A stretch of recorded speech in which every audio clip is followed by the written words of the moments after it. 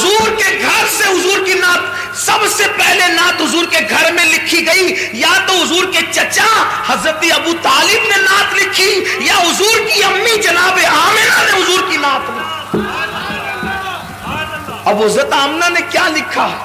حضرت آمنہ کے جو اشعار ہے اس کا مفہوم پیش کر رہا ہوں۔ وہ کہتی ہیں ہر نئی چیز پرانی ہو جائے گی، ہر نئی چیز پرانی ہو جائے گی، ہر عروج کو زوال آئے گا، فرماتی ہے مگر مجھے کوئی بھلا نہیں سکے گا، مجھے کوئی بھلا نہیں سکے گا۔ ذرا دیکھیں تو کیوں نہیں بھلائے گا؟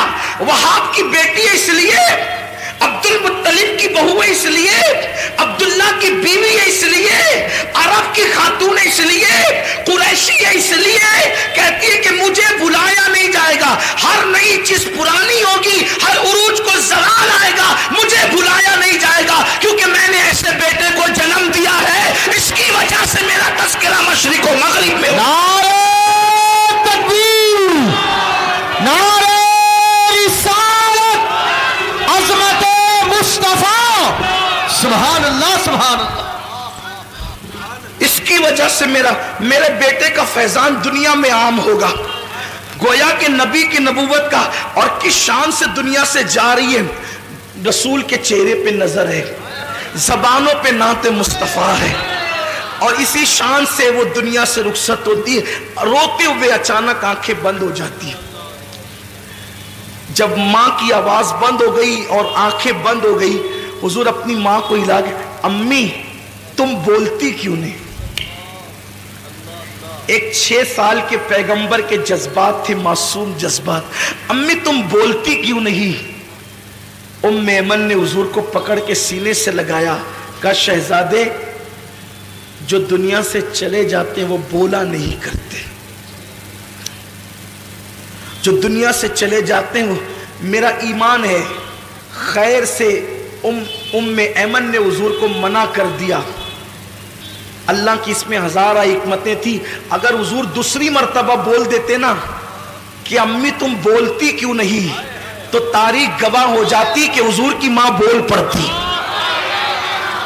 جس کے اشارے سے سنگ ریزے بولتے ہیں، جس کے اشارے سے پاگل اونٹ بولتے ہیں، جس سے ہرنی باتیں کرتی ہے، ام ایمن نے کہہ دیا شہزادے جو دنیا سے چلے جاتے ہیں وہ بولا نہیں کرتے، بلکہ ان کو پھر قبر میں دفن کر دیا جاتا ہے۔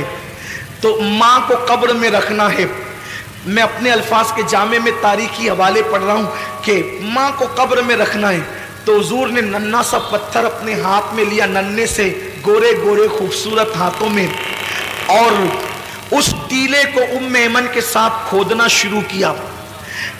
داؤد علیہ السلام کے ہاتھوں پر اللہ نے لوہے کو نرم کر دیا اور حضور کے ہاتھوں پر وہ ٹیلا نرم ہو گیا۔ ام ایمن کے ساتھ مل کر اللہ کے رسول نے ماں کی قبر کھودی۔ شاید یہ پہلی اور آخری قبر تھی جس کو رسول اللہ نے اپنے ہاتھوں سے کھودی تھی، اور کھود کر کے پھر ماں کو لٹا دیا اور مٹی برابر کر دی۔ ام ایمن حضور کو دیکھتی ہے اور کہتی چلو مکے چلنا ہے۔ حضور بڑی معصومیت سے پوچھتے ہیں ام ایمن میری امی، ام ایمن میری امی۔ ام ایمن نے کہا شہزادے مقام ابوا میں قیامت تک تیری ماں کو ہم چھوڑ جاتے۔ جیسے ہاتھ پکڑا اور نیچے اتری، حضور نے ہاتھ چھڑا دیا۔ ام ایمن کہتی حضور نے ہاتھ چھڑا دیا اور دوڑتے ہوئے کہیں چلے گئے۔ میں ڈھونڈنے لگی، کہیں نہیں ملے۔ جب مجھے کہیں نہیں ملے پہ پریشان ہو گئی، آمنہ کی امانت کہاں چلی گئی، آمنہ کی امانت کہاں چلی گئی۔ جب میں ڈھونڈ چکی کہیں نہیں ملے تو میں ٹیلے پہ چڑھی تو کیا دیکھا کہ حضور ماں کی قبر سے لپٹ کر رو رہے ہیں، ماں کی قبر سے لپٹ کر رو رہے ہیں۔ اور میں نے یہ جملے سنے کہ امی تمہیں تو معلوم تھا نا کہ سب کا کوئی نہ کوئی ہے، میرا تو تمہارے سوا اور کون ہے، تم بھی مجھے چھوڑ کر کے چلی، باپ تو پہلے ہی چلے گئے تھے، تم بھی چھوڑ کر راستے میں چلی۔ رو رہے تھے حضور علیہ السلام۔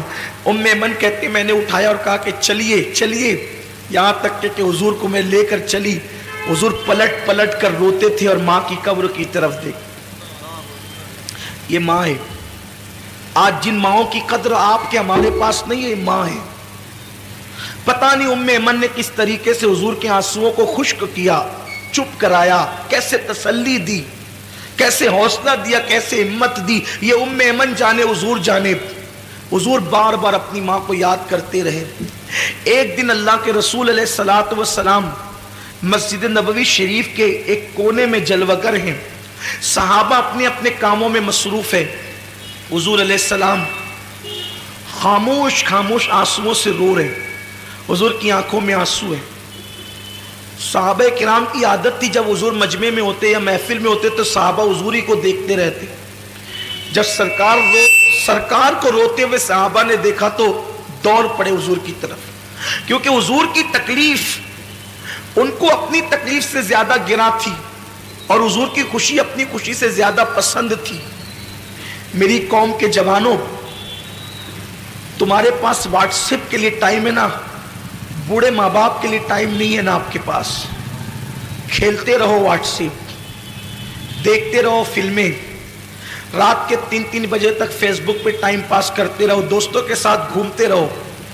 جس دن تمہاری ماں کا چہرہ کفن میں چھپ جائے گا، اس دن تمہیں احساس ہوگا کہ تم نے کتنی بڑی نعمت کھوئی ہے.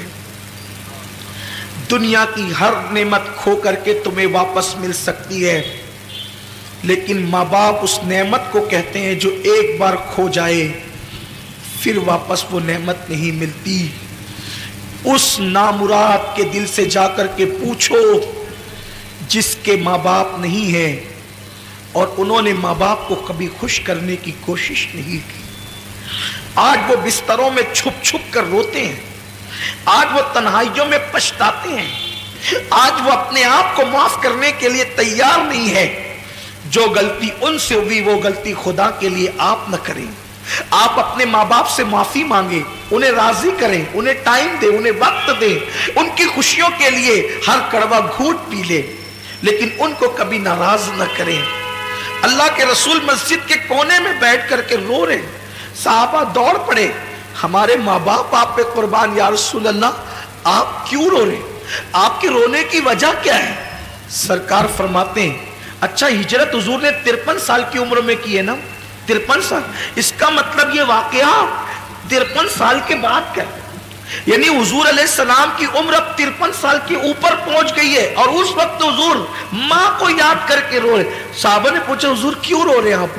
سرکار فرماتے آج مجھے میری امی حضرت آمینہ کی یاد آ گئی. حضور فرماتے آج مجھے میری امی حضرت آمینہ کی یاد آ گئی. جیسی حضرت آمینہ کا نام یاد، وہ آمینہ کسی کا بیٹا ولی، کسی کا بیٹا غوث، کسی کا بیٹا قطب، آمینہ کا بیٹا محبوب خدا. یا صرف ایک جملہ کہہ کے آگے بڑھنا چاہتا ہوں. لوگ کہتے ہیں یہ سنی علماء غیر سنیوں سے لڑتے جھگڑتے کیوں رہتے ہیں. صرف اتنا کہنا چاہتا ہوں میرے بھائیوں، جس نبی نے ہماری ماں کے قدموں کے نیچے جنت رکھی ہے نا، ان لوگوں نے جو غیر سنی ہیں میرے نبی کی ماں پہ کفر کا فتویٰ دیا اور کہا کہ نبی کی ماں کافرہ تھی، نبی کے باپ کافر تھے. اب آپ سے میں پوچھنا چاہتا ہوں صرف اتنی بات کہ جو نبی کے ماں باپ کو کافر کہیں، ہم ان کو امام کیسے بنائیں، ان سے رشتہ داریاں کیسے کریں، ان کے پیچھے نمازیں کیسے پڑھیں، ان کے پیچھے کھڑے کیسے ہوں؟ ہم داڑیاں نہیں دیکھیں گے نا، ہم ٹوپیاں نہیں دیکھیں گے، ہم قلم سے لکھے ہوئے الفاظ بھی تو دیکھیں گے، کتابوں میں لکھے ہوئے ثبوت بھی تو دیکھیں گے. میرے آقا صلی اللہ علیہ وسلم کے دیوانوں، نماز پڑھنے سے پہلے دیکھ لیا کرو نبی کے ماں باپ کو کافر کہنے والا امام ہے یا نبی کے ماں باپ پہ قربان ہونے والا امام ہے. اس لیے کہ شفاعت آپ کو بھی لینی ہے، شفاعت مجھے بھی لینی ہے. قیامت کے دن اگر تم نبی سے شفاعت کی بھیک مانگنے کے لیے گئے اور حضور نے کہہ دیا جو میری ماں کو کافر کہتا تھا تو اس کے پیچھے نماز پڑھتا تھا، تو آپ کے پاس جواب کیا ہوگا؟ یہ میں کچھ نہیں کہنا چاہتا، آپ کے ایمان پہ چھوڑنا چاہتا ہوں. حضور مسجد کے کونے میں بیٹھ کے روتے ہیں اور سرکار سے پوچھا کہ حضور کیوں رو رہے ہیں؟ آقا فرماتے ہیں میری امی حضرت آمنہ کی یاد آ گئی. صحابہ سب مل کے رونے لگے, حضور کے ساتھ رونے میں شامل ہو گئے. حضور کی امی یاد آئی ہے. آج نبی کو اپنی والدہ یاد آئی, ماں یاد آئی ہے نبی کو. پھر روتے روتے حضور علیہ السلام کو کچھ افاقہ ہوتا ہے تو سرکار اپنے صحابہ سے کہتے ہیں اے میرے صحابہ, اس وقت میری ماں حضرت آمنہ حیات ہوتی تو کیا ہوتا, کیسا ہوتا, کیا حال ہوتا؟ صحابہ کہتے حضور کیا ہوتا؟ آقا فرماتے میں تمہیں عشاء کی نماز پڑھا رہا ہوتا, میں تمہیں عشاء کی نماز پڑھا رہا ہوتا اور میری امی مجھے آواز دیتی محمد ادھر آؤ, میرے بیٹے محمد ادھر آؤ. میری ماں مجھے آواز دیتی. سرکار فرماتے میں کیا کرتا؟ صحابہ نے کہا کیا کرتے؟ حضور فرماتے میں نماز کو چھوڑ دیتا اور لبیک کہتے ہوئے اپنی ماں کی بارگاہ میں پہنچ. یہ ماں ہے, یہ ماں کا مرتبہ ہے. لیکن آج میرا جوان کیرم چھوڑ کر کے ماں کے پاس آنے کے لیے تیار, موبائل کا گیم چھوڑ کے اپنی ماں کے پاس, باپ کے پاس آنے کے لیے تیار نہیں ہے. حضور فرماتے جو ماں باپ کی نافرمانی کرے گا وہ جنت کی خوشبو سے بھی محروم کر دیا جائے گا. یاد رکھنا, کتنے بھی بڑے منصب پہ فائز ہو جاؤ, ماں باپ سے تم کبھی بے نیاز نہیں ہو سکتے. جناب موسیٰ سے اللہ نے کہا تھا موسیٰ ذرا سنبھل کر آنا. عرض کی مولا طور پر تو ہمیشہ آتا ہوں, پہلی بار تو نہیں آیا. ارشاد ہوا جب تم گھر سے نکلتے تھے تو ماں انچل پسار کے دعا کرتی تھی اللہ میرے موسیٰ کی طبیعت میں غصہ اور جلال زیادہ ہے, اگر تجھ سے کلام کرتے ہوئے آواز اونچی ہو جائے تو تو درگزر کر دینا, درگزر کر دینا, آواز اونچی ہو جائے تو. موسیٰ اب تیرے پیچھے دعا کرنے والی ماں نہیں رہی, اس لیے کہا جا رہا ہے ذرا سنبھل کر آنا. اللہ کے کلیم کو کہا جاتا ہے پیٹھ کے پیچھے دعا کرنے والی ماں اب تیرے گھر میں نہیں ہے تو ذرا سنبھل کر آنا. غور تو کریں آپ, نبی سے کہا جا رہا ہے ماں کی دعا کیا ہے. ساری دنیا مخالف ہو جائے, بد دعا کرے, تنہا ماں دعا کرے, اللہ ماں کی دعا قبول کرے, سب کی بد دعا رد کر دے.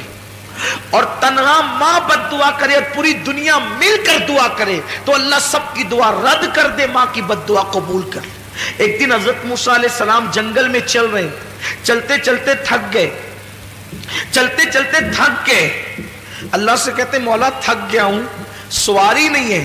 اللہ نے فرمایا ایک میرا بندہ ہے, اس سے جا کر کہو. حضرت موسیٰ گئے, اس سے کہا میرے پاس سواری نہیں ہے. اس نے دعا کی اللہ بادل زمین پہ بھیج تاکہ میں تیرے اس بندے کے لیے سواری کا انتظام کروں. بادل زمین پہ اتر آیا. اس نے کہا جناب چڑھیے اور بادل پہ چڑھ کر کے جہاں جانا چاہتے جائیے. حضرت موسیٰ بادل پہ سوار ہو گئے, بادل چل پڑا. عرض کی مولا کتنا نیک بندہ یہ, اس کی دعا سے بادل زمین پہ آیا. ارشاد ہوا موسیٰ کوئی عمل ہی نہیں ہے اس کا, یہ نیک نہیں ہے جس کو تو نیک سمجھ رہا ہے. پھر مولا اس کی دعا کی اتنی اہمیت. ارشاد ہوا اس نے تو بادل بلایا, اگر آسمان بھی زمین پہ بلانے کی دعا کرتا تو ہم آسمان کو بھی زمین پہ اتار دیتے. عرض کی جب یہ نیک نہیں ہے, اتنا نیک نہیں ہے تو اس کی دعا کی اہمیت کیوں ہے؟ کہ اس کی نیکی کی وجہ سے نہیں, یہ ہمیشہ اپنی ماں کی خدمت کرتا تھا اور ماں کو خوش کر دیا تھا. ماں نے مرتے مرتے کہا اللہ اس نے میری خدمت کا حق ادا کر دیا, یہ جب بھی تجھ سے جو دعا کرے تو اس کی ہر دعا کو قبول کر لینا. اس کی ماں کی دعا کی برکت ہے, اس کی ماں کی دعا کی نیکی کچھ نہیں ہے زیادہ, اس کے پاس ماں کی دعا کی برکت ہے. حضور فرماتے ہیں جو ماں باپ کی نافرمانی کرے وہ جنت کی خوشبو بھی نہیں سونگے, بلکہ جس سے ماں باپ ناراض ہو وہ بھی جنت میں نہیں جائے گا. شہید ہوگا تو بھی جنت میں نہیں جائے گا. علامہ سید نعیم الدین مراد آبادی نے لکھا ہے اگر کوئی شہید ہو جائے نا, شہید اور ماں باپ یہ دونوں میں سے کوئی ایک ناراض ہو تو بھی وہ جنت میں نہیں جائے گا، مگر چونکہ وہ شہید ہوا ہے تو جہنم میں بھی نہیں جائے گا، جنت اور جہنم کے درمیان ایک مقام آراف ہے، وہاں رکھا جائے گا۔ پھر اللہ اس کے ماں باپ کو پہلے راضی کرے گا، جب تک ماں باپ راضی نہیں ہوں گے اس شہید کو جنت نہیں ملے گی۔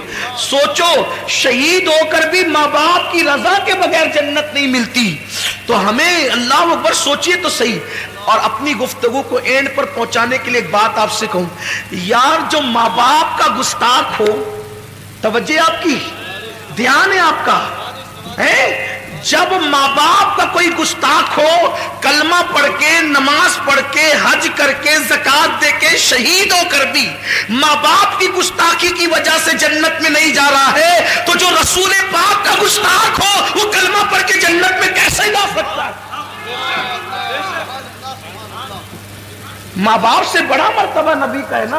لوگ کہتے ہیں کیسی بات کرتے ہیں مولانا، کلمہ پڑھنے والے جنت میں جائیں گے۔ ارے کلمہ پڑھ کے ماں باپ کی گستاخی کیے تو جنت نہیں ملے گی، تو کلمہ پڑھ کے نبی کی گستاخی کیے تو جنت کیسے مل سکے؟